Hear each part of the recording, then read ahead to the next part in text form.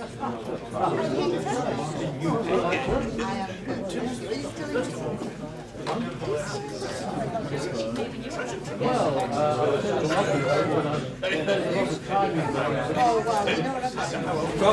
good afternoon. If we can make a start.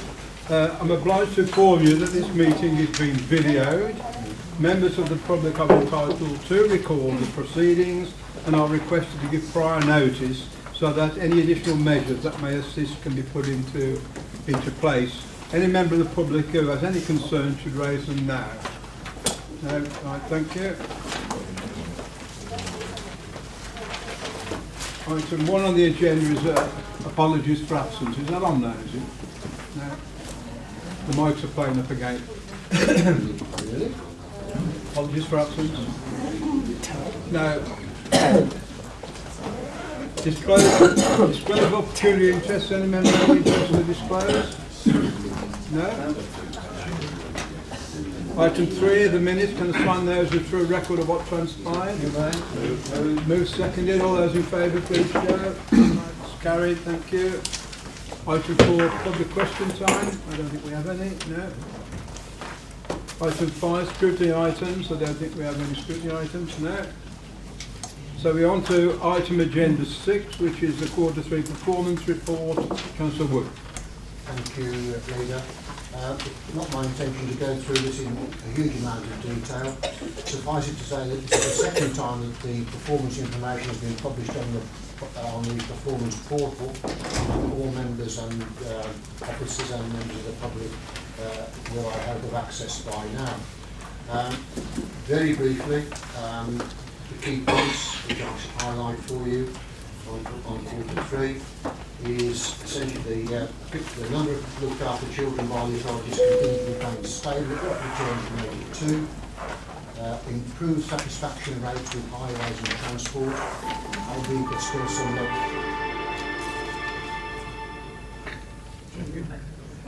What's that? That was called a musical incident. I was just trying to make sure all the mics are off and stuff, but maybe I shouldn't. It's just new technology. Carry on. Satisfaction rates with highways and transport have got better, although I think there's still some areas of concern to be noted. 37 leisure and outdoor recreation sites have improved generally, but with Theatre 7, that gets closer and closer to washing its place in the not too distant future. Permanent admissions to residential care has reduced since Q2 and now on course to meet the expected profile. Positive results from adult social care users survey carried out in 2016 with measures of overall quality of life, social contact and feeling safe all improving. In addition to these improvements, there are confirmed challenges to be faced and these are being managed by the relevant service areas and picked up by appropriate scrutiny committees to consider in more detail. Delayed transfer of care remains a key area of focus for the Council and adult social care in particular. Since our Q2 report, this has been picked up by Health and Adult Social Care Scrutiny Committee. Whilst numbers killed or seriously injured on the roads has not been updated in this report because the figures were not finalised when the report was written, the previously reported increase remains flagged as a concern and Performance Management Scrutiny Committee have added it to the work programme having considered the Q2 report. Chairman, on that last point, I can report that I was present at the recent policing crime panel held in Worcester where the Commissioner was present together with the Chief Constable. I did raise the subject matter of how they were reporting this particular issue. They, I think, and I know now that they are having problems with the way they present their reports and the information attaching to them. What I did elicit from the Police and Crime Commissioner was that there continues to be no problem with the way we as Shropshire Council are acting and nothing that's happened, either killed or seriously injured on the road could have been changed any differently to what we already are doing. I'm actually moving on with the Police and Crime Commissioner on the way he reports overall because the clarity was not as we would want it and the panel were a little bit concerned with that. He promises to put that right in due course. I move the recommendation as set out in paragraphs 2A and 2B and see the second. Is that seconded? Yeah. Seconded. Right, Roger. Thank you, Chairman. See the report and welcome its new format, and also on the internet, on the website, the information that's there. But 3 comments, if I can, Chairman. 9.2, the number of full-time employees at the council. Looking at it, I see in June 2014 we had 3,357. In June 2016, 2,542. A reduction of 25%. That is quite a lot, especially when we see in the later report when it envisages the council is looking to cut its backroom costs, by 25%. We've already reduced our staff by 25%, so it does give me cause for concern how that's going to be managing. I noticed that in 10.2, improved satisfaction rate with highways and transport. Looking at the site and interrogating it, I see we've actually increased from 54% to 55%, if I've read it right, for the satisfaction rates. Increase 1%, but I don't think 55% is very much to go to hang out the balloons for. But I also looked at the broadband and what is happening there. And I hadn't realised when I looked at it that Connected Shropshire only looks at 50% of the premises in Shropshire. So when we say 93% premises with access to fibre network broadband, we're only reporting on half the properties. The other half is commercial, and a lot of those may well be suffering. But so if we say that Shropshire has 93% connected, we're only talking about half the population. And I'm not clear, it says 93% premises with access to fibre network broadband, 79% premises with access to superfast broadband. And I'm not sure what the difference is. I don't know if anybody here or maybe somebody can write to me to tell me what the difference is. Thank you, Chairman. Before I've been Councillor willing to answer some of your questions. First of all, the staff reductions. That's been indicated all the way along as part of our efficiency and budget calculations, and I think even 54 to 55% is an indication that we're moving in the right direction, at least a positive move. You know, I've been insistent that we're on this pathway from A to B, and that's going to be measured as we go along there, so it's not going to be plans that are just on somebody's shelf. They're going to be active work in progress plans which we measure our progress in, and as we move forward. Councillor Wood, would you like to answer some more in detail about broadband and stuff? On the matter of the numbers of staff working, of course, Chairman, we have to recognise the financial pressures, but of course those that are working here are working far more efficiently, and so will do in the future as the digital transformation programme progresses. On the matter of the broadband, I think that we are moving forward, Roger, and you may be pleased or not pleased, as the case may be. I've actually got it in my little tiny handlet now, so, but it will go as it will go. We can't move it any faster than we are now. And the other point you made was, Roger, was that there was the broadband, the housing, and also the staff. Those were the 3. No, sorry. Broadband, numbers of people working. The question to ask were on the satisfaction rates. Yeah, the satisfaction rate, the number of staff and the staff. Well, the satisfaction rates are going up, as you observed, and that any increases to be welcomed. Okay. Anybody else want to speak to that? Well, it's been moved and seconded. We accept recommendation to all those in favour, please show. Is anybody against that? Right, that's carried, thank you. We now move on to item 7, the amalgamation of Oak Sea Primary School and Worthing Sea Primary School. That's just Mary Sea Primary School. Councillor Minory. Yes, thank you, Leader. This is the 3rd time now that this matter has been before us. There has been a further 4-week consultation period since it was last in front of Cabinet. No further responses have been received during that period, so we can now move formally to conclude the process, and I therefore move 2 recommendations to note the outcomes from the statutory representation period and agree to close the aforementioned schools with effective from 1st September this year. Is that seconded? That's seconded. Anybody wish to speak to this? No. Well, it's been moved and seconded. All those in favour, please show. Anybody against? Right, that's carried. Thank you. We now move on to item 8, which is the Shropshire Council's commercial strategy, which is again is Councillor Wood. Again. Thank you, Leader. Part of Nick Lawrence' deputy portfolio responsibilities, this falls into his hands, and I'm going to ask him to present the report, and then I will move at the conclusion. Thank you. Councillor Lawrence, your hands. Thank you.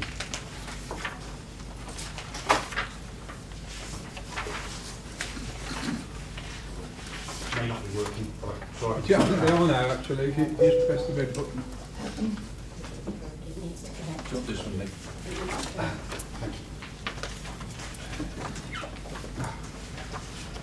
Thank you for that. Thank you, Leader. Councillor Wood. Cabinet is asked to consider and approve the first commercial strategy, which sets out the vision, objectives, approach and roadmap for the commercial strategy.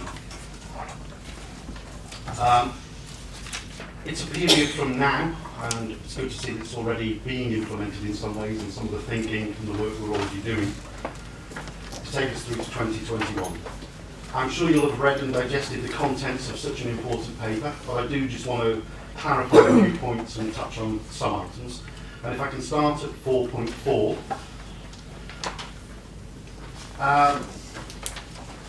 We've used the word deliver 4 times, and I can remember my English teacher telling me not to do such things, but I think it's very important that when we are talking about significant dates, significant amounts of money, that we do put the word deliver in front of them.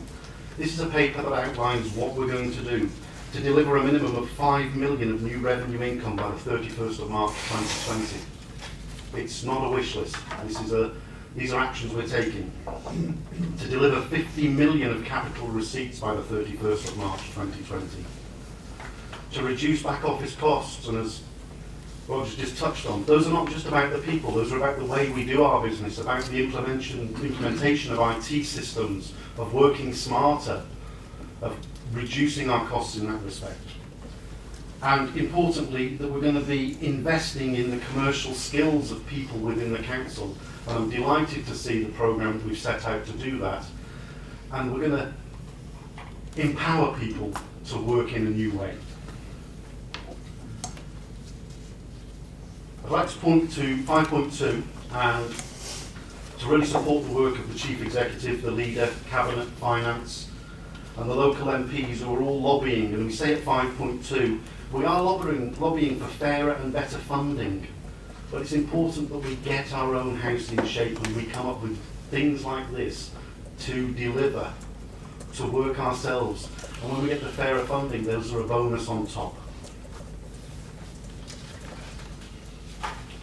A lot of the detail is outlined in Appendix A, and I'm sure you'll have had the opportunity to go through it. But there's one point that I want to put back in and raise.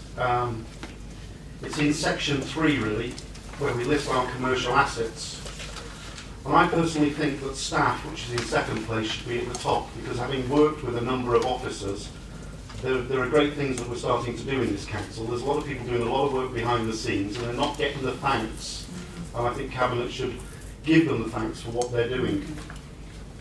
Our efforts to work with and train and focus on the people who are going to deliver this should very much be welcomed.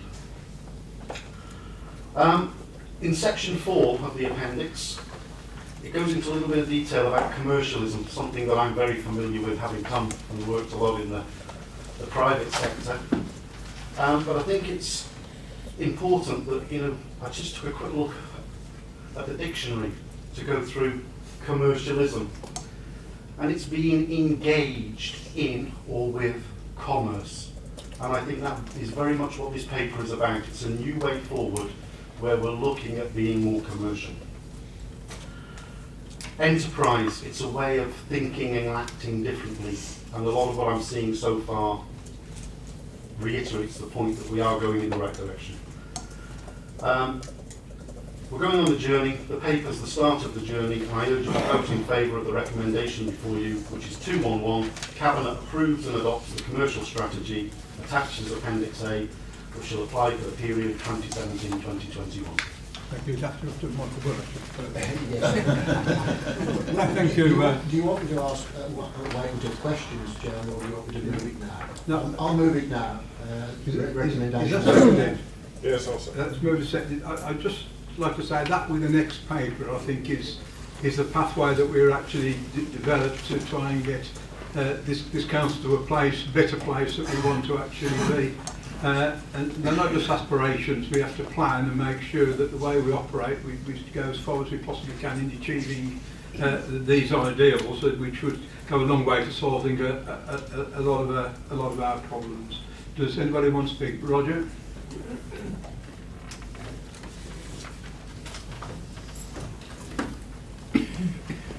Thank you, Chairman. It's an interesting paper. I noticed that housing is not mentioned. The word housing doesn't appear anywhere in it at all. So that I could pick up anyway. Maybe I'm wrong, whatever. But to get a 10% return, I don't know if that's is that £5 million per year, or in total between now and 20, would need an investment of £100 million if it's 10% per year, and it's we're looking at £10 million or £50 million to get £5 million. That is a lot of capital to invest. A lot of capital. £50 million capital receipts in 3 years, average of 16 million pounds per year. That's more capital receipts than we've had in previous years. I didn't know we owned that much. I'd be interested to do it, but I would also like, if it is land, what I would have liked to have seen is some of that land be used for housing, to invest, to use as a seed corn for maybe more houses of the type and quality and size that we need for Shropshire. So, and I also see in it, and we only adopted it last week, it says in it that the capital and revenue budgets will be revised. That's 10 days, 7 days after we've adopted it in council. The capital and revenue budgets are going to be revised again. A week is a long time in politics. I think you've been a bit pedantic there, Roger, really. Budgets and capital are always under revision. You know, new things come out from government on almost a weekly basis. And I think the corporate plan, all these strategies, they have to be thought of as working documents and work in progress as we move forward on our way to making this council a real success. We've already gone through the establishment that we want to invest money to generate capital receipts. For instance, if you look at neighbouring councils of ours, and we have big businesses come looking for somewhere to go, if they can go to fully infrastructured sites, so they can just build their factories on the roads and the infrastructure is already there, and they come to us and we point to a green field and say, well, you can have that instead. We're obviously not going to be players in the game. We've got to invest to make money. We've got to make sure that that's risk assessed and there's proper business plans. It's in the right location, but that's the way forward. Is for us to invest in infrastructure in the right place and at the right time. So that's where your concerns about 50 million come from. Michael, do you want to? I've got Alan's. Or do you want to? Alan's indicated.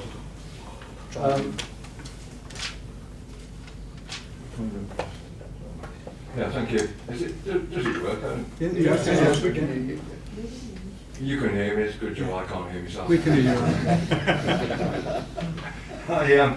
I suspect, Roger mentioned housing and the 50 million, I suspect that some of that 50 million is going to come from selling off the housing stock, is it? Before I go on, is that a question you could answer now? Can I answer? Yeah. Are you? I think just to put the record straight, so there's a couple of things here. Firstly, to answer Roger, economic development does include new housing, and there are a number of initiatives that we're looking at of potentially creating income from generating housing and also helping out with the adult social care budget. That's the first thing. On the wider issue, Alan, There is no plan at the moment to sell off the housing stock, but we are having a survey carried out by Savills, an independent consultant, to look at what are the options for the future that we could do. You have to remember that I've got to say here and now that Star Housing is very successful in its own right and what it's done, but we'll also notice locally that a number of organisations have took the opportunity to merge. Sevenside Housing with Housing Plus and declared a person interested in them on their board, and there are other discussions going with other providers in the county which I can't go into, so it's not alone. So it's only right that we look at what is our future. We've got to remember that Star Housing, like all the other registered providers, will have lost 12% of its income due to 1% rent reductions that the government put in place for the next 4 years. We don't know what's going to happen after that 4 years, but the overall of that is a 12% reduction. So there is no decision being made on what we'll do with the housing stock, but it's only right that we look at what are the options that we do. It could be stay in house, it could be merged with someone else. There are a raft of issues that we could do, but there's no decision being made at this point in time. Just on that point then, Mike, Malcolm, before you respond any more, I've got other things to say if I may. Is it the case then that my suspicion that selling off Star is part of the 50 million, is that actually the case? Has some calculation been made about the potential value, and is that part of the 50 million capital receipts that are listed here? I think Malcolm made it quite plain about what our position is. As in all aspects of this council's work, we're looking at all options, and when we fall upon an option that we think is advantage, everybody will know about it and we can sort it on. So at the moment, we have no plans to sell off our housing stock, but we're looking at all options across the council. So possibly yes then? No, that's Well, you've got no plans, but that doesn't mean the answer may not be yes. I don't want you to read something into what I'm not saying, Alan. I'm saying we have no plans at the moment to sell off any housing stock.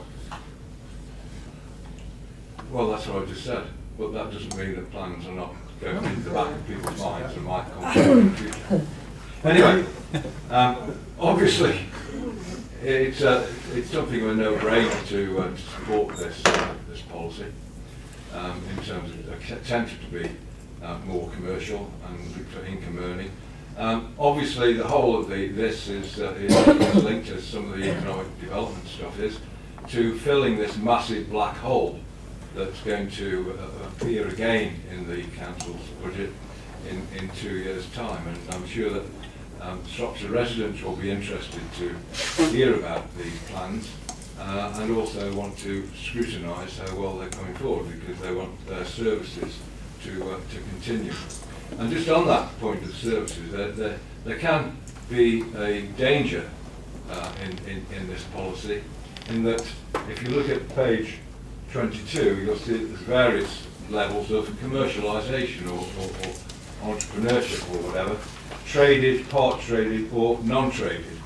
And my concern is that we have to ensure that those services that are not traded continue, and that there is not an overemphasis among the staff, officers and councillors in looking to those traded and part traded services, so that they can get some returns. The non-traded are the vital ones that serve potentially vulnerable people, and also the list that is underneath that, it's also it is those that provide social value that are very important, and again those are not likely to be those that provide a high degree of traded income. So there are some dangers.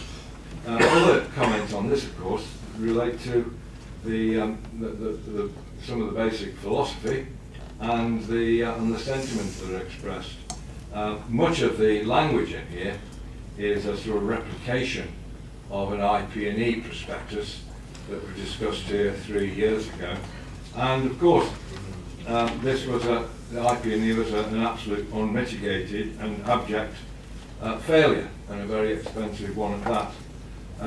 And there are members of people who've sat on the IP&E board who are sitting around this table today making this decision.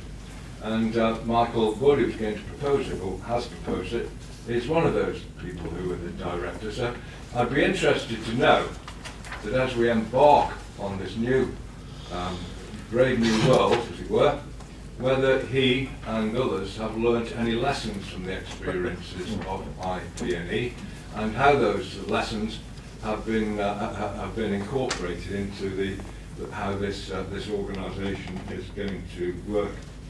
I also wonder whether there's been any consultation about this with the outside world, as it were, or if there is to be one. Normally, if you're introducing a strategy, you will have some consultation exercise, and that doesn't seem to happen. I say that because there might be highly successful business people out there who would have comment on this in a positive and constructive manner, and it might be interesting to hear from them. Also, on page 26, you talk about establishing a commercial board and agree terms of reference, and that's going to be done apparently by the end of this month. And in fact, there's going to be, I hope that all this has been set in place before this came forward, because there's going to be very rapid progress, it seems, in this.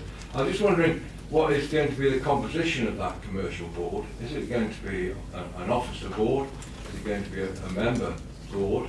Because I just say that although we in the Labour Group chose not to engage with IP&E because of the basic characteristics of it in terms of forming a private limited company external to the council, we would be interested, subject to results in May, of course. before anybody says that. You stole my line. Interested in participating in that. Just another reason to give support for some of the aspirations, and also to ensure that the dangers that I mentioned beforehand were not realised.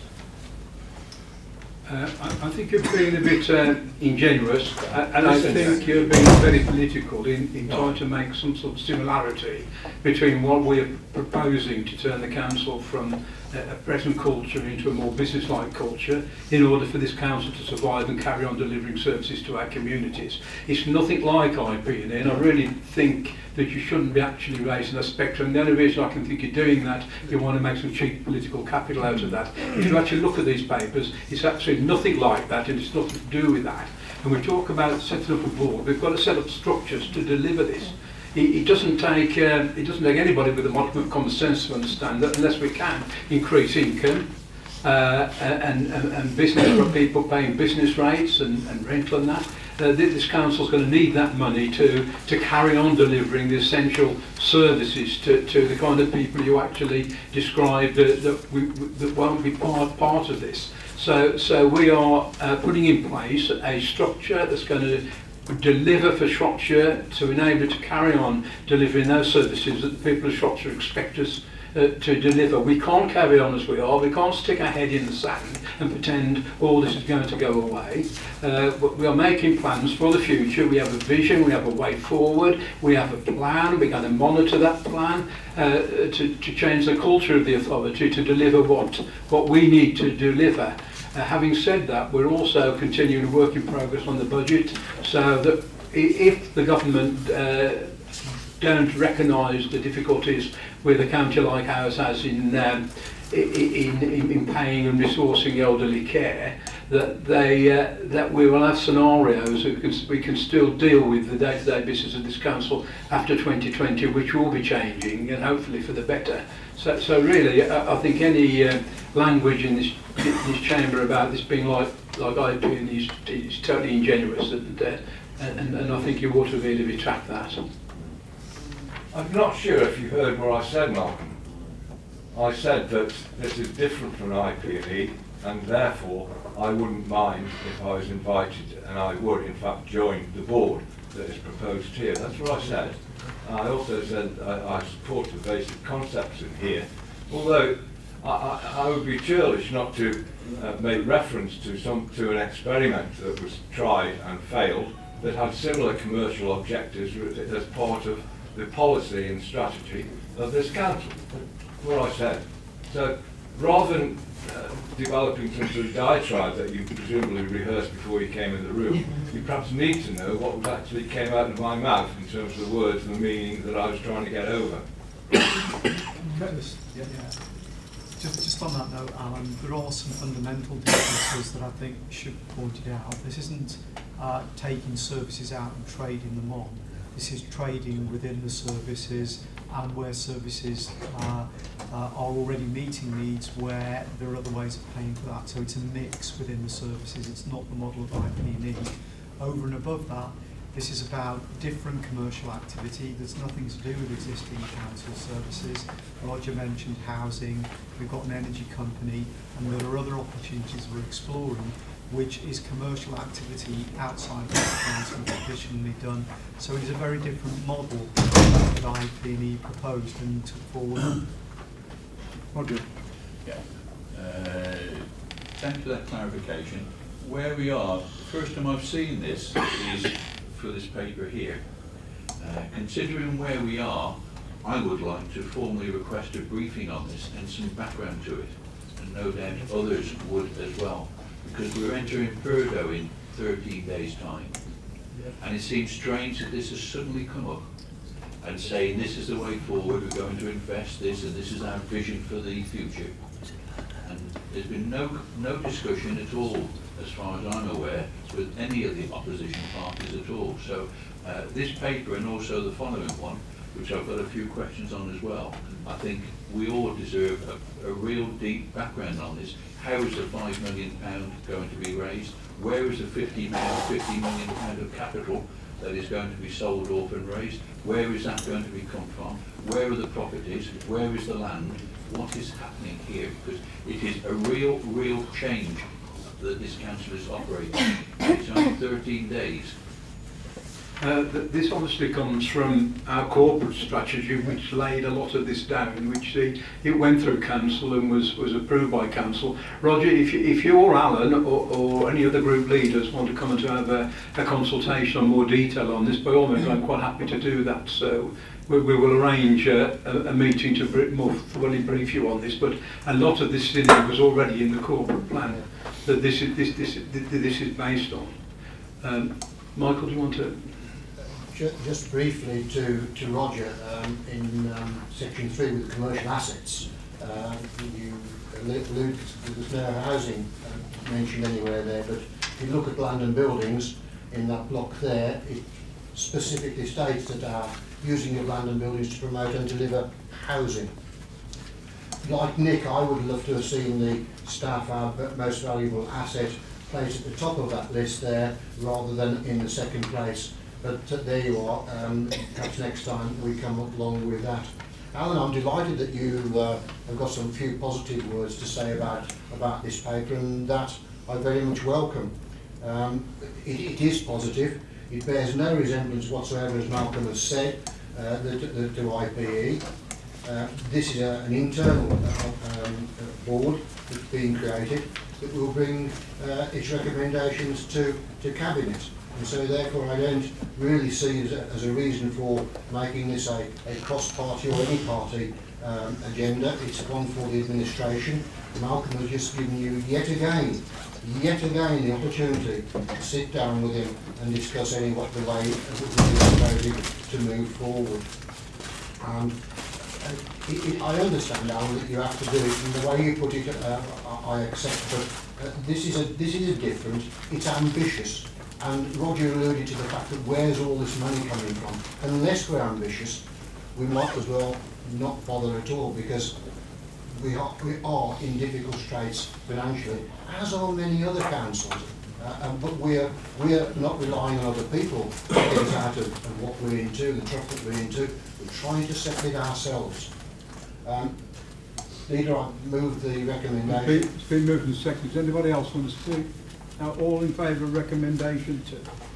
Please show. That's carried. Thank you. We now move on to item 9, which actually is related very much to this paper, really, about a growth strategy. Councillor Chalmers. Thank you, Leader. Delighted to bring this strategy to Cabinet. As you've already stated, it's a sister paper or a brother paper to the previous one. Setting out a 5-year plan to drive and develop the Shropshire economy. Within the paper there are 3 clear objectives set out, as well as several targets which will be monitored quarterly and heavily scrutinised. It's important to note that the Shropshire economy is already thriving, with lower unemployment and higher employment than our neighbours in the West Midlands.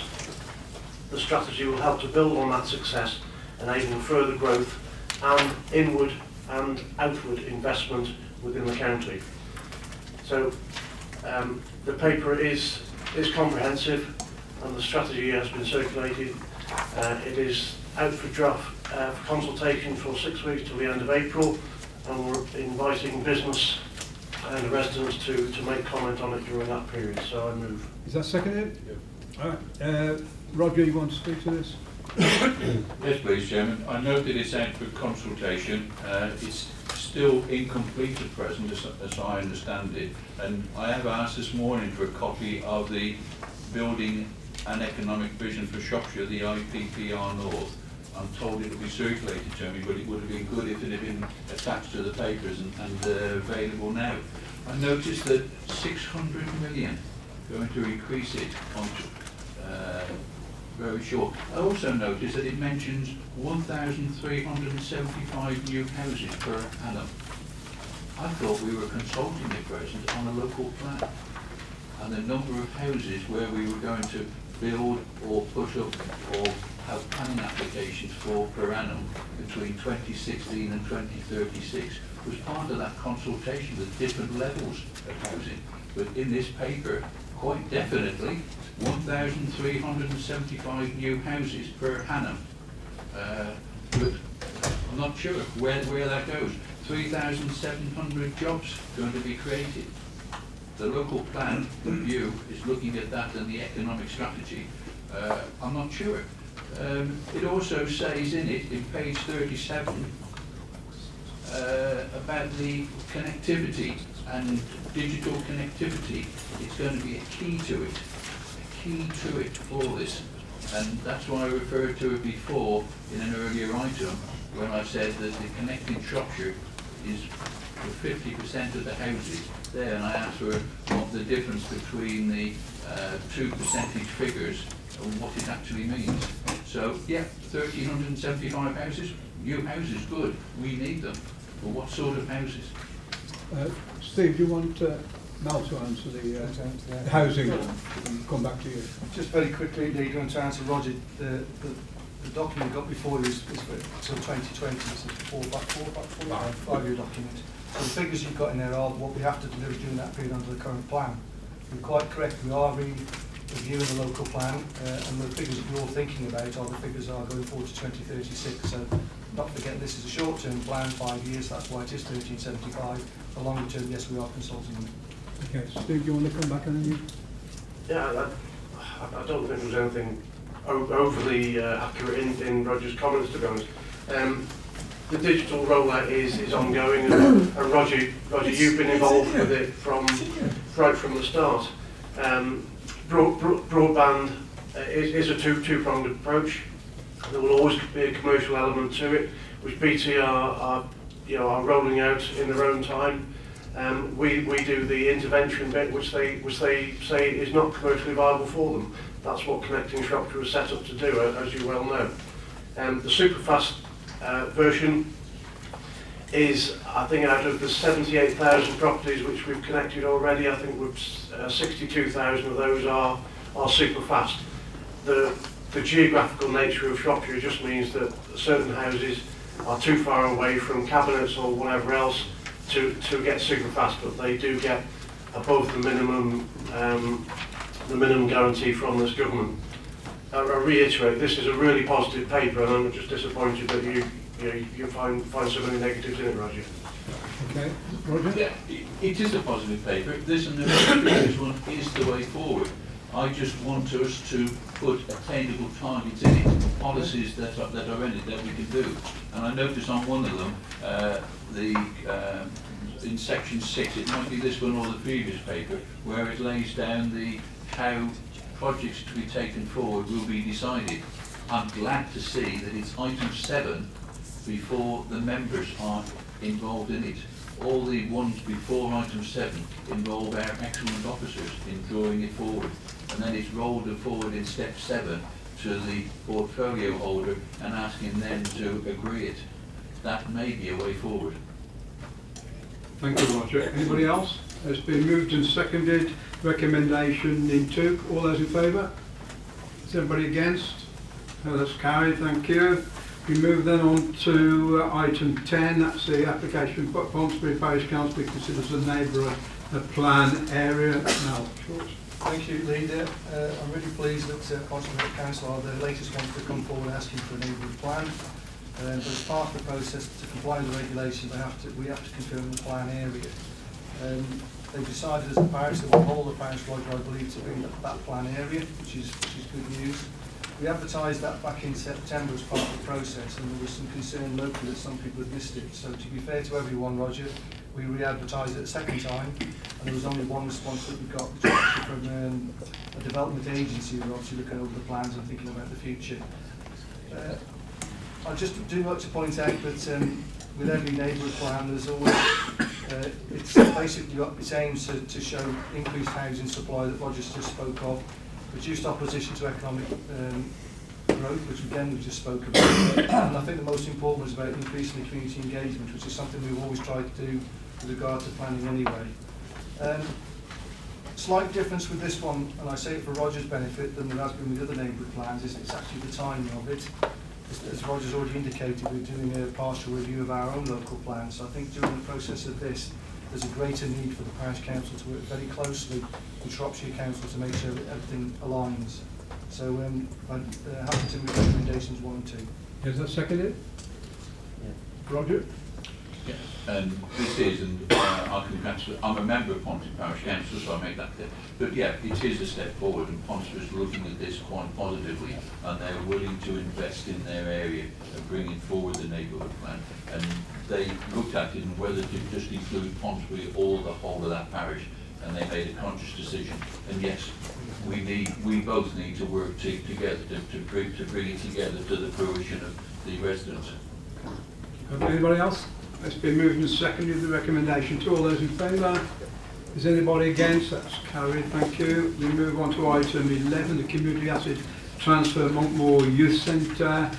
Councillor Wood again. Fairly straightforward paper, Leader. This regularising situation that currently prevails. The Monkmoor Youth Centre Youth Association have been in this property for some considerable time. They're now seeking a long-term 30-year lease, fully repairing and insured. It has a saving to us on a revenue basis. We are protected by virtue of the paragraph 6.6 with the organisation there, which is well established and well organised. I don't believe there are any objections from the local member. I move recommendations for 2.1. Is that seconded? Yeah. Right, anybody want to speak to this? No? Right, those in favour of recommendation 2. Anybody against? Right, it's clearly carried. Item 12, exclusion of the press and public. Want to move it? I'll move. Seconded? Second. All those in favour, please shout. Right, it's carried, thank you.